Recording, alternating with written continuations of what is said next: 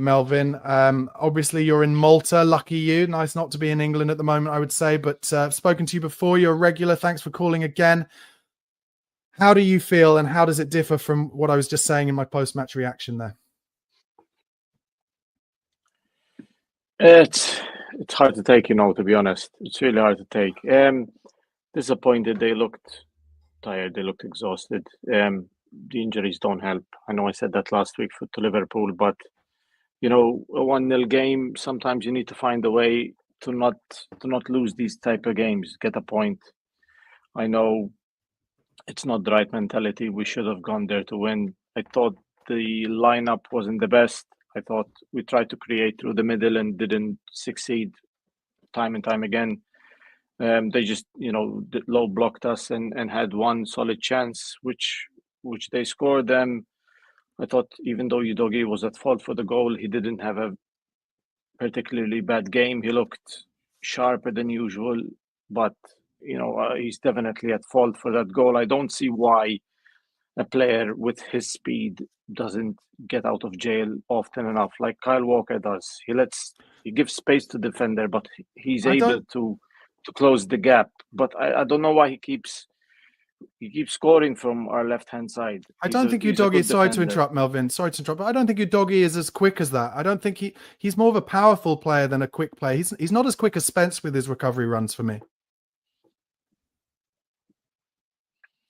Yeah, it's just I don't know. He should know better by now. I think he should be learning from his mistakes, and I think if we had a fit left back at the moment, I think he would have been dropped because these mistakes are happening too often now, and they're costing us. I mean, games like this, we could have won 1-0 if we didn't concede, and I think they had a game plan. And I don't feel we had a game plan. I know Postecoglou says that, he has plan A.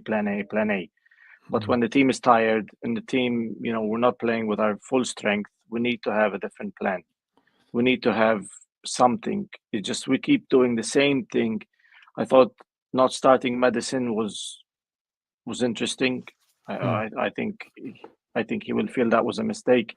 I don't know if he had a knock or something, but Johnson, I know he's been scoring this season and he had shots on target which he could have scored, but I think we play better with Kulusevski as a winger. I know Kulusevski, we tried him in the middle, but in a game like today, I think he should not have changed the team.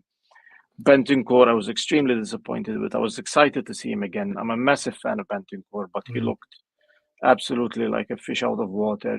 I know it's his first game after the ban, and I was expecting him to do a bit more. I don't think he did enough. I think a lot of players were hiding. The bright spark was Bergvall coming in. Solanke was sharp and he pressed and he tried. But at the end of the day, it was all for nothing, because if you cannot provide your striker a chance, I don't feel he had one solid chance today. We didn't supply him the ball. Yeah. I mean, we never do. We never make chances for him. We actually very rarely make chances for him. Yeah, 18 months into this project, and you feel that we're an attacking football team, and we should show it on the pitch, but we didn't today. We didn't create enough. We didn't do enough. I mean, Johnson again. The chances that he should have tucked one away. I know he's been hot and cold, but it's disappointed, and I keep seeing on the comments, Ange out and all of that. But as I said to you last week, this is very much a project. This is very much early stages. We're still very much young team. I thought Bergvall coming in. We need to, next game I would start Bergvall, try something different. Yeah.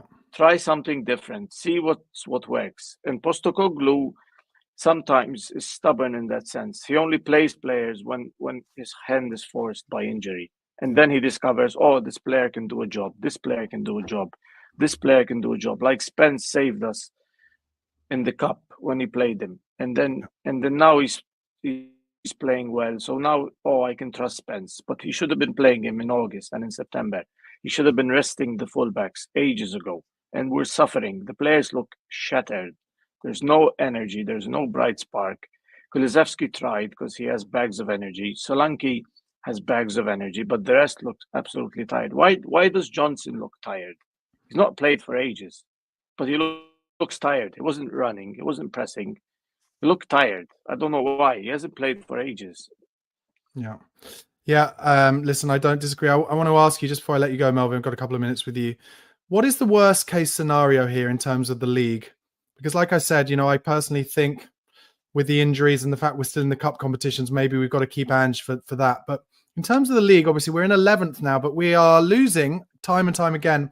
And we've got, as I said, Wolves and Newcastle up next, who I think will really enjoy playing against this team. I think it'll suit them. If we were to lose those games, do you think Levy would have to sack Ange at that point?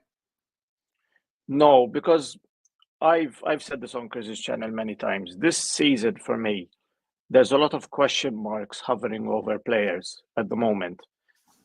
Like, I'll give you an example. Bentancur, Bissouma, Madison.